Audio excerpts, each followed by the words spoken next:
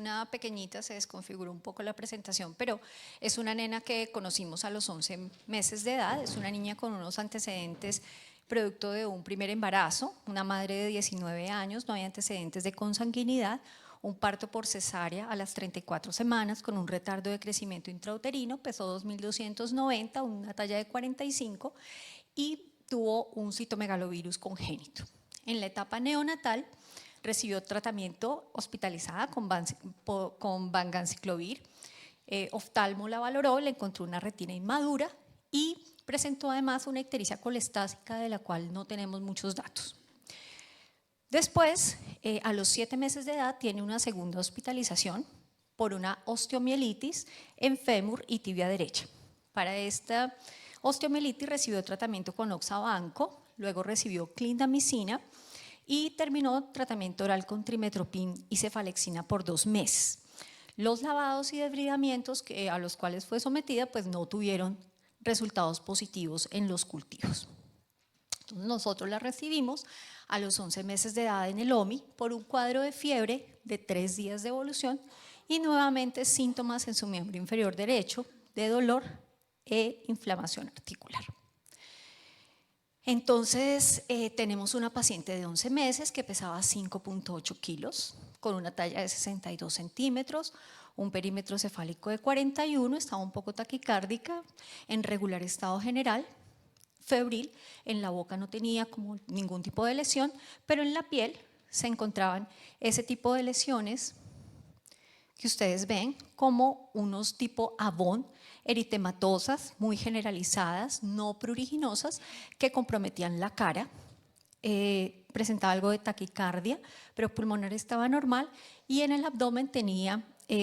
palpables el hígado y el vaso, pero al parecer no impresionaba doloroso, y en las extremidades encontramos que no había sinovitis, pero sí había un importante edema en el tercio inferior del muslo y de la rodilla derechas. Es valorada por infecto, obviamente tenía una osteomielitis, entonces la ve infecto, entonces infecto encuentra esos laboratorios, una PCR en 81, leucocitos de 21.000, neutrófilos de 11.900, una hemoglobina en 8.3, unas plaquetas de 687.000, una IgA en 114, una IgG en 2102, una IgM en 363 y una IgE en 264. Entonces ellos inician antibiótico con clindamicina mientras sale el reporte de los cultivos para orientar mejor el tratamiento. Entonces, ¿qué dicen en hospitalización? Pues tenemos una prematura con fiebre, con antecedentes de infecciones, entonces un citomegalovirus anterior, una osteomielitis y tiene lesiones en piel. Entonces lo primero que piensa en hospitalización es un error innato de la inmunidad. Entonces ahí la conocimos nosotros pues en el servicio de inmunología, efectivamente como nos decía la doctora Adriana, no había antecedente como de consanguinidad ni endogamia, ni ningún antecedente familiar como de importancia de infecciones.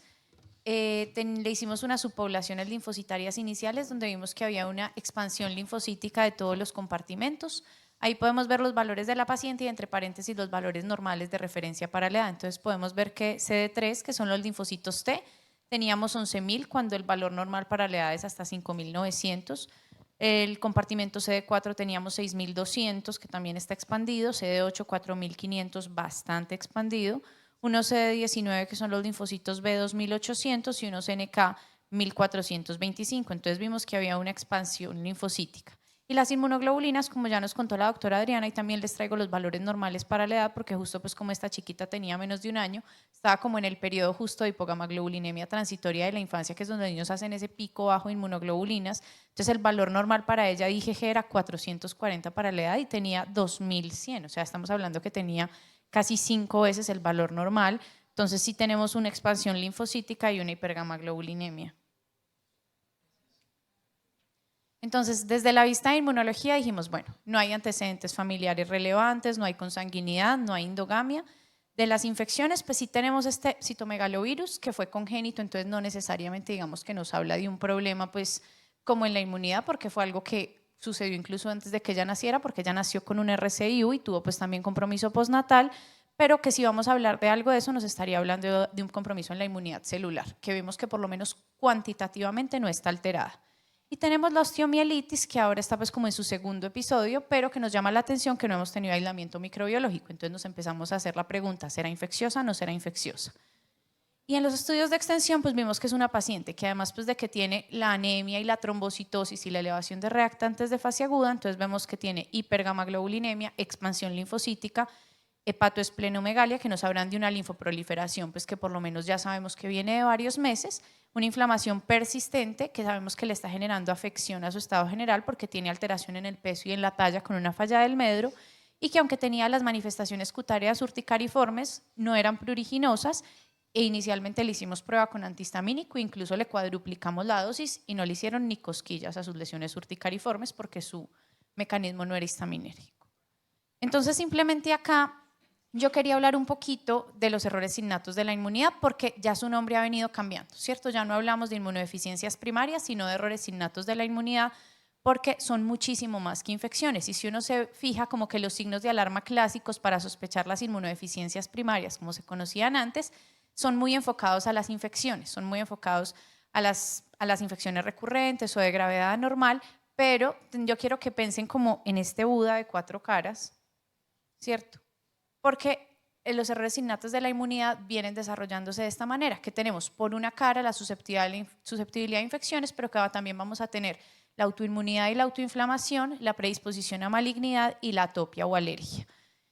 Y como ustedes como reumatólogos se van a encontrar con algunos de estos niños que pueden debutar con disregulación inmune, incluso en un 10% de los pacientes con errores innatos de la inmunidad puede que la disregulación inmune sea el debut y la manifestación predominante. Entonces puede haber linfoproliferación, que la podemos ver desde expansión linfocítica, organomegalias, ganglios grandes, autoinmunidad o autoinflamación y atopia. Entonces esta es como la línea del tiempo de cómo ha venido evolucionando y es, al principio empezamos a preocuparnos mucho por las inmunodeficiencias primarias que nos daban infecciones y a medida que ha avanzado el tiempo vamos viendo que la disregulación inmunológica es una característica muy importante de estas alteraciones y empezamos a ver ya la presentación con linfoproliferación, con citopenias autoinmunes, con eczema, con atopia y con muchas otras manifestaciones. Entonces acá obviamente depende de qué grupo estemos hablando, porque si digamos hablamos de los síndromes autoinflamatorios, pues el 100% se van a manifestar con algo de autoinmunidad o autoinflamación, pero si vemos, digamos, por ejemplo, las deficiencias de anticuerpos, que es el primer grupo que tenemos acá, que es la principal causa de errores innatos de la inmunidad y van a representar más del 60-70%, vemos que más o menos el 30% pueden presentar un compromiso pues, de autoinmunidad o autoinflamación importante. Y también, digamos, los defectos combinados o los defectos pues, de complemento también tienen un porcentaje muy alto. Por ejemplo, los defectos de complemento hasta el 80% se pueden presentar con autoinmunidad o autoinflamación. Entonces, obviamente depende del grupo que estemos sospechando y no todos van a tener susceptibilidad a infecciones. Entonces, de síndromes autoinflamatorios, pues vamos a tener una inflamación recurrente o persistente sin otra causa evidente. Siempre tenemos que indagar por antecedentes familiares porque pues, hay herencias autosómicas dominantes o por consanguinidad o endogamia cuando estemos considerando autosómicas recesivas. Y es muy frecuente que se presenten con manifestaciones cutáneas, que ahorita lo vamos a ver más a fondo, pero podemos tener, digamos, dermatosis urticarial en las criopirinopatías o en applied, o la dermatosis neutrofílica en fiebre mediterránea familiar, en insuficiencia de A20, en un MAGID, en un PAPA. Podemos tener lupus pernio en pacientes con interferonopatías como una Aicardi Gutiérrez o un SAVI, granulomatosis como un síndrome de Blau o pustulosis pues como DIRA o DITRA. Entonces, simplemente como para hacer un recorderis, entonces, manifestaciones reumatológicas que ustedes se puedan encontrar con su práctica clínica, que de pronto nos puedan sugerir errores innatos de la inmunidad, citopenias autoinmunes. Los niños con errores innatos de la inmunidad tienen 120 más riesgo que un niño normal de tener citopenias autoinmunes. Incluso en Francia hicieron una corte muy bonita de 200 pacientes, de pacientes pediátricos con citopenias autoinmunes y el 20% en algunas series y 40% en la francesa, que es el que tiene el porcentaje más alto, tienen un error innato de la inmunidad como causa de su citopenia autoinmune de inicio temprano. Entonces, ¿cuándo nos tienen que llamar o prender las alarmas una citopenia autoinmune? Cuando empiece una edad temprana, cuando tengan múltiples citopenias, cuando sean muy crónicas o de muy difícil manejo, porque hay muchas que se pueden presentar, como la inmunodeficiencia común variable, el síndrome linfoproliferativo autoinmune, un PIK3 delta activado, las terregopatías. La linfoproliferación crónica, que puede ser pues generalmente una linfoproliferación policlonal benigna, que la vamos a ver con adenomegalias y esplenomegalia, y que puede estar o no asociada a Epstein-Barr, pero siempre que tengamos una linfoproliferación crónica debemos descartar pues que no tengamos este virus asociado. Y otras manifestaciones, por ejemplo, podemos tener enfermedad pulmonar granulomatosa en pacientes con inmunodeficiencia común variable, con defectos de RAC o enfermedad granulomatosa crónica, las endocrinopatías autoinmunes pues en el APC2, síndrome poliglandular autoinmune o en IPEX, lupus de inicio temprano, particularmente cuando es prepuberal o en sexo masculino, en deficiencias de complemento o interferonopatías, las enteropatías autoinmunes como en IPEX, en CTLA4, en el RBA, que son muy de las T-regopatías, vasculitis pan-like como en UNDADA 2 y enfermedad inflamatoria intestinal de inicio muy temprano, que todo niño menor de 6 años que empiece con una enfermedad inflamatoria intestinal debe tener un abordaje inmunológico porque de un 10 a un 20% tienen un error innato de la inmunidad. Entonces, ¿cuál es como el mensaje? Que tenemos que considerar la posibilidad de que haya una causa subyacente, como un error innato de la inmunidad en pacientes que tengan manifestaciones autoinmunes de inicio muy temprano, de un curso grave, que estén asociadas a otras manifestaciones como por ejemplo infecciones, pero no son necesarias, o que hayan antecedentes familiares o factores de riesgo para enfermedades autosómicas recesivas como consanguinidad o endogamia. Entonces, el abordaje inicial de todo paciente, digamos, que nos debe hacer pensar un error innato de la inmunidad, una anamnesis completa con antecedentes familiares que ustedes como reumatólogos hacen muy bien, preguntar intencionadamente si hay consanguinidad o endogamia y si ha tenido infecciones, qué tipo de infecciones han sido, porque no es lo mismo, digamos, tener infecciones por gérmenes encapsulados en un paciente que tiene un lupus temprano, porque yo te digo, lo primero que hay que descartarle es un defecto de complemento, a que me digas, no, tiene lupus pernio, cumple criterios de lupus sistémico, pero no ha tenido infecciones, porque de pronto el enfoque puede llegar a ser diferente. Laboratorios generales, hemograma complemento y miramos cómo estamos ahí.